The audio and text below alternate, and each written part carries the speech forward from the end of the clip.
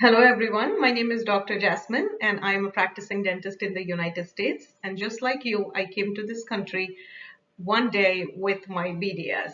So this is your channel, your path from BDS to DMD. I hope all of you are happy, you're well, you're healthy, and you and your loved ones are safe. So today's topic is again a request from one of our lovely subscribers who requested that how can I get a dental assistant license in the United States if I'm a foreign trained dentist. So the good news is that in some states you just have very minimum requirements and some states request you to go through a 6 months of training program to get a dental assistant license. So let's begin. So where to apply?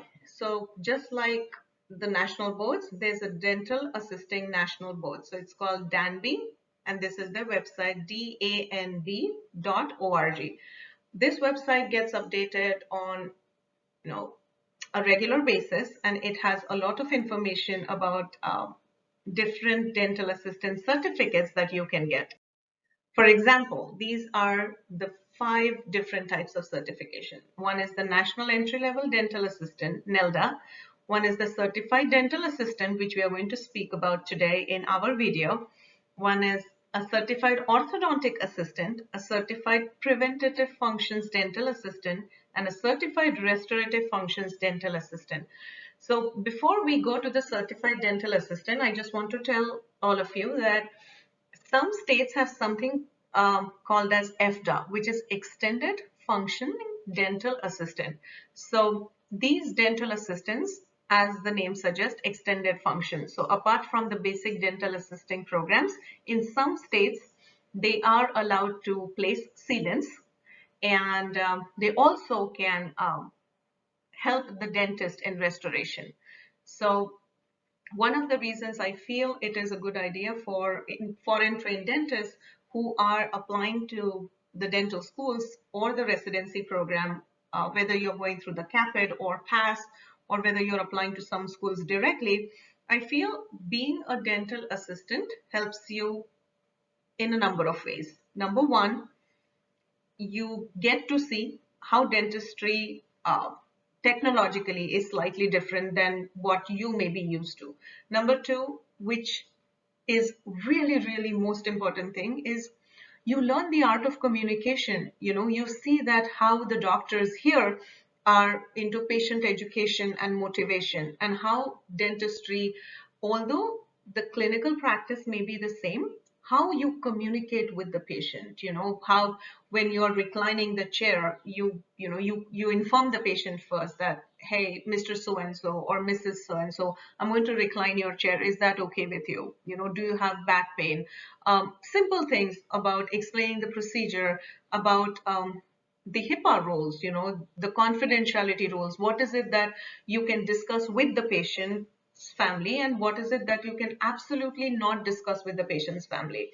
And, how the entire administrative part and the insurance part in dental office works. So I feel being a dental assistant helps you to know the real world dentistry in the United States. And the other thing is it adds to your application that you do have some kind of, even if it's a volunteering experience, that you have some kind of experience in the country. So let's talk about the certified dental assistant. So we'll talk about 2 types of dental assisting here. One is a certified dental assistant and one is a radiology certified dental assistant. They're 2 separate things because in some states they are okay with not having a dental assistant who is certified, but they do want radiology certification. And in certain states like Massachusetts, you have to be a certified dental assistant to take x-rays. If you're not going to take x-rays, then you don't need certification. So let's talk about Massachusetts. So in Massachusetts, you need a CPR certificate. You are required to have taken infection control and sterilization certificate. It's a CE course and which you can get at any university or a community college.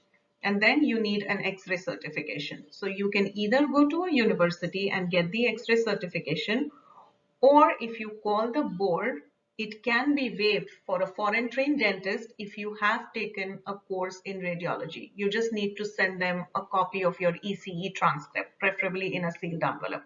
Now, what exactly does this mean?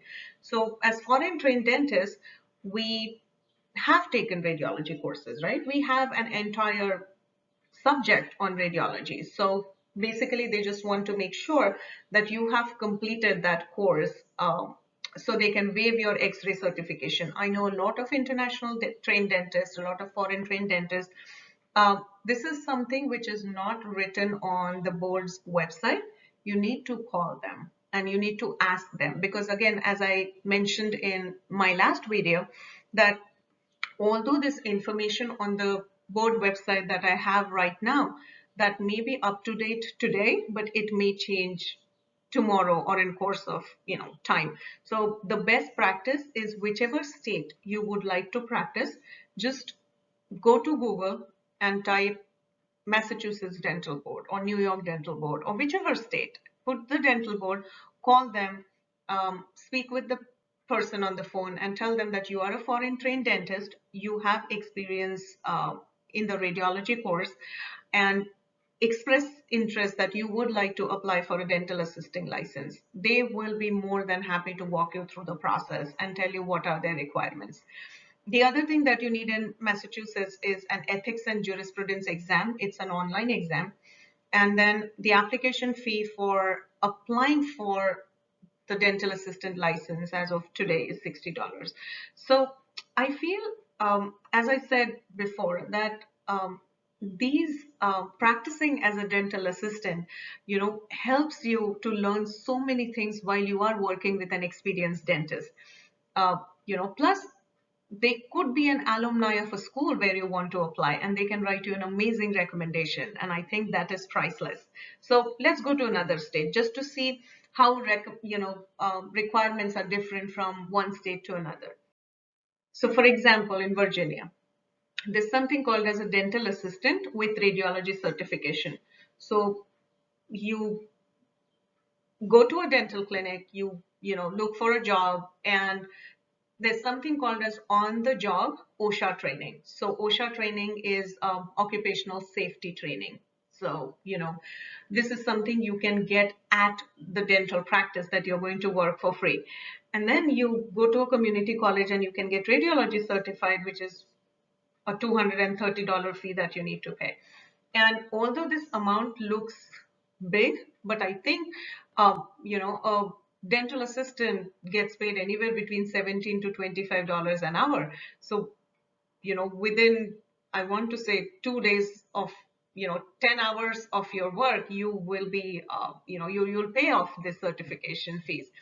And I feel, as I keep saying over and over and over again, that being a dental assistant will help you learn the administrative side of dentistry. You learn the management part, you learn what are insurances, what is a PPO, what is a DMO, what is a DHMO, what are the questions that patients ask. And when you get admission to the dental school, you will be a little bit more prepared than people who've never worked in a dental practice. So I feel, it's always to your advantage. So call the board where you would like to practice, find out what are the jobs that, which boards and which states let you practice with what licenses, what are their license requirements. And I'm sure you should be able to work as a dental assistant, and it is fun. It's definitely, it keeps you close to your clinical practice. And so many times the things that you hear doctors talk, those are questions, on the board, because, something as simple as, can you discuss a medical history with a patient's spouse? So the answer is no. Unless the spouse has given consent, as per the privacy and confidentiality laws, you cannot discuss that. Or a second question, which is often asked on boards is, can you see a child without a legal guardian present in the practice? And the answer is no. Anytime you have a child, you have to have a legal guardian on premises. Or if somebody else is bringing the child, then you need a letter, but you need to have a legal guardian. So this is another board question. So it prepares you, for the clinical and the real life skills. This is a phone number to contact DANB if you decide to go the route of taking, the boards and getting certified. And I know there are some states, like for Texas, for example, you have to take like a 6-month course. So you can call DANB and get information, but the best contact is call the board of the state that you want to practice. If you have any questions, any concerns, anything that I can help with, please feel free to leave me your comments in the comment section below. Please like, subscribe, and share. And thank you so much for your overwhelming positive response. Your comments, what you would like to know more, helps me create better quality videos. And I really love doing this. I wish I had some kind of videos when I was applying for dental school. And, this is something I dearly love doing. So good luck, everyone. Good luck with your journey from BDS to DMD. And I will see you soon. So what is going to be our next video? How to get a dental hygienist license as an international trained dentist in the United States. I'll give you a quick snippet of what the video is going to be. There is at least one state in the United States that lets you take the boards for dental hygiene and you can practice. And then the remaining states, you may have to go through a program. But we'll talk about that later. Take care, stay safe, stay healthy. Bye for now.